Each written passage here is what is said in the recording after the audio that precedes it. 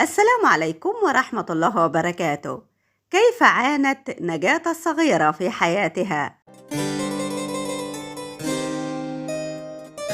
نجاة الصغيرة ارتبطت بشخصيات كثيرة، أحبها الكثيرون، وأحبت هي ما أحبت.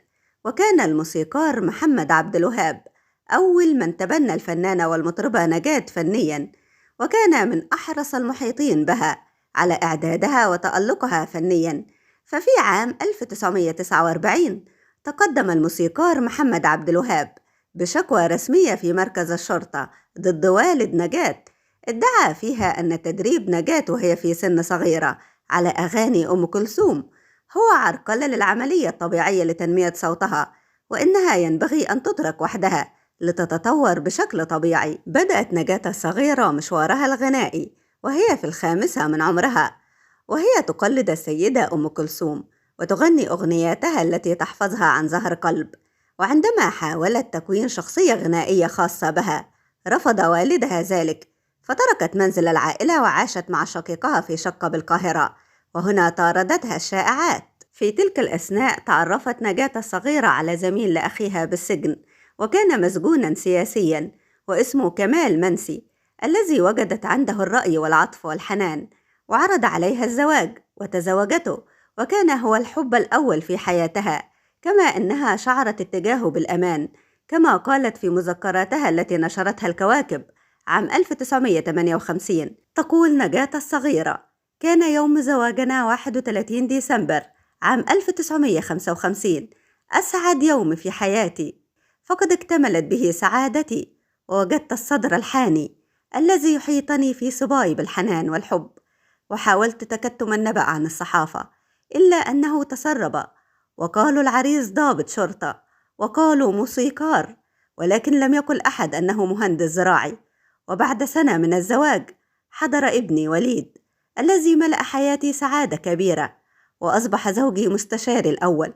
وبعد 4 سنوات تبدلت حياتي الزوجية وبدأ التدخل في حياتي، لكن تم الطلاق بعد أن وصل النزاع إلى ساحة القضاء واستمر 6 أشهر. تزوجت نجاة الصغيرة مرة ثانية وأخيرة من المخرج حسام الدين مصطفى الذي أخرج لها فيلم شاطئ المرح، لكن لم تستمر الزيجة لفترة طويلة. بعدها أعلنت نجاة تفرغها لابنها وفنها، ولم تتزوج مرة أخرى. في كتابه كنوز صحفية كتب علاء عبد الهادي خبرا بأن نجاة الصغيرة قادت جريدة الأخبار بسبب خبر نشره الكاتب الصحفي جليل البنداري عن زواج الفنان المخرج عز الدين ذو الفقار من نجاة الصغيرة، على اعتبار أن الخبر غير صحيح، وطالبت بتعويض قدره 50,000 جنيه مرة واحدة. أكد جليل البنداري لمصطفى أمين أن الخبر صحيح لكن لا يوجد دليل، لكن طلب مصطفى أمين من الصحفي عصام بوصيلة إثبات الدليل. يقول بوصيلة: لجأت للمطربة مها صبري وعرضت عليها الأمر، واقترحت هي حيلة معينة، أن تذهب إلى مأذون الزمالك الشيخ حسن نصر، حيث عقد قران عز الدين ذو الفقار ونجاة الصغيرة، واختار بوصيلة مها صبري لإثبات هذا الزواج. وذهبنا للشيخ حسن المأذون وقالت له أنها تريد أن تتزوج هذا الشاب، هو أنا، زي نجاة الصغيرة وعز. قال المأذون: لكن نجاة كان معها شهود.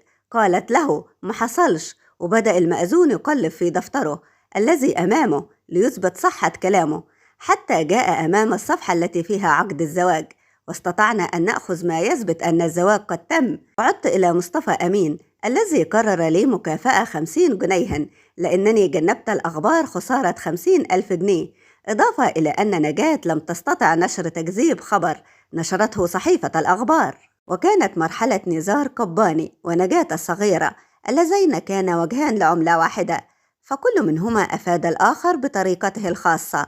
فكان نزار برقة ألفاظه وكلماته مسار إعجاب نجاة، وكانت نجاة بعذوبة صوتها مسار إعجاب نزار أيضا.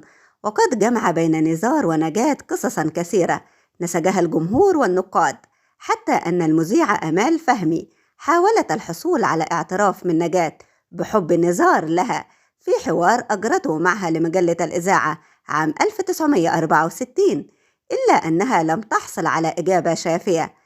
ارتبط الشاعر كامل الشناوي بقصة حب عنيفة اتجاه المطربة نجاة الصغيرة التي تصغر ب30 عاماً، ولذلك كان الحب من طرف واحد، إلا أن نجاة الصغيرة ارتبطت بالشاعر الولهان بحب المصلحة، حتى إنه كان يكتب الأغاني فكانت تطلبها منه لتغنيها. في كتابه شخصيات لا تنسى يقول مصطفى أمين أن الشاعر كامل الشناوي هو من قدم نجاة إلى الناس، وإنه كتب أغنيتها الشهيرة لا تكذبي بعد أن شاهدها في سيارة بصحبة أحد الأدباء.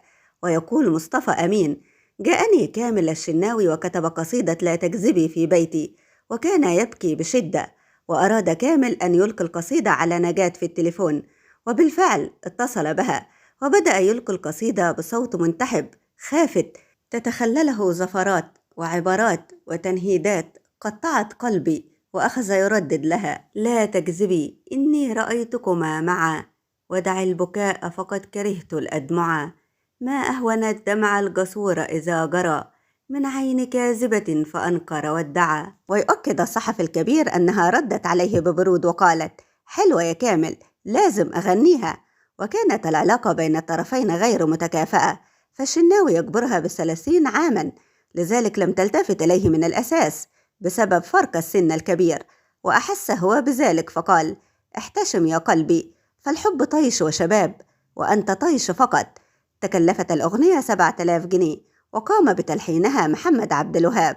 تحدثت الفنانة نجاة الصغيرة في حوار بمجلة آخر ساعة عام 1967 عن العقد التي عانت منها طوال حياتها، وقالت إنها عانت من عقدة الطفولة، فهي لم تعش في حياتها أبدا كطفلة صغيرة، خاصة وأنها دخلت لعالم الفن والغناء مبكرا وعمرها لا يتجاوز ال5 سنوات. حكت الفنانة نجاة الصغيرة عن طفولتها الصعبة التي كانت فيها مسؤولة عن أشقائها الصغار وعددهم 11 طفلا، ولم تذكر أنها لعبت في تلك الفترة بعروسة أو تتذكر مذاق طعم الشوكولاتة، لأنها لم تتناولها أبدا، وكانت الميزة الوحيدة في حياتها كطفلة هو التدريب بشكل مستمر على الغناء، وهو الأمر الذي انعكس على صوتها. أما عن العقدة الثانية فقالت الفنانة نجاة الصغيرة أنها عانت من عقد الرجل الذي يريد السيطرة عليها وعلى حياتها، حيث بدأت الحكاية من عند والدها بطباعه الشرقية، ثم شقيقها وصولا إلى زوجها. وتخلصت نجاة الصغيرة من سيطرة الرجال في حياتها عندما قامت بغناء أسهر وانشغل أنا، وهي البداية الحقيقية لها كمطربة كبيرة. أما العقدة الثالثة فقالت أن عدم دخولها المدرسة سبب لها عقدة، حتى أنها تعلمت الحروف من والدها، وكانت تحاول قراءة أسماء النجوم في المجلات والصحف، وتعلمت اللغة الإنجليزية وهي اللغة الثانية من مدرسة خاصة. يذكر أن نجاة الصغيرة ولدت في 11 أغسطس عام 1938 التي نشأت داخل أسرة فنية، فوالدها هو الخطاط محمد حسني البابا الذي كان من سميعة الغناء والموسيقى، وجميع أخواتها يملكون مواهب فنية مختلفة مثل العزف على الآلات الموسيقية والغناء، وأختها الفنانة سعاد حسني. بداية النجمة الكبيرة كانت في برنامج حديث الأطفال للإذاعي محمد محمود شعبان الذي عرف ببابا شارو، وكان له الفضل في تقديم أسرة نجاة الفنية تحت اسم بيت الفن، لتمتد مسيرتها على مدار سنوات، ويعرفها الجمهور بعدد كبير من الأغنيات التي لا تزال تتردد حتى الآن.